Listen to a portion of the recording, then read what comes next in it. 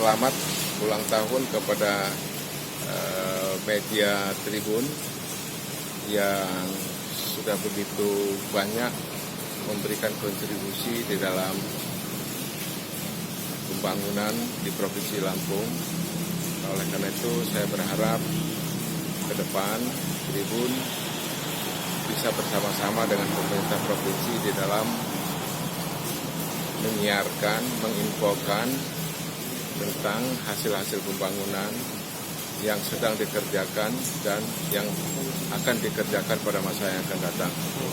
Lalu yang kedua, saya juga menyampaikan terima kasih kepada Tribun yang sudah banyak memberikan kontribusi di dalam pencegahan COVID-19, terutama saudara-saudara kita yang harus mudik dan kembali ke Jakarta, sehingga informasi-informasi tentang protokol kesehatan bisa dipahami dan dimaknai oleh masyarakat yang melewati Lampung atau yang dari Lampung atau yang datang ke Lampung. Terima kasih.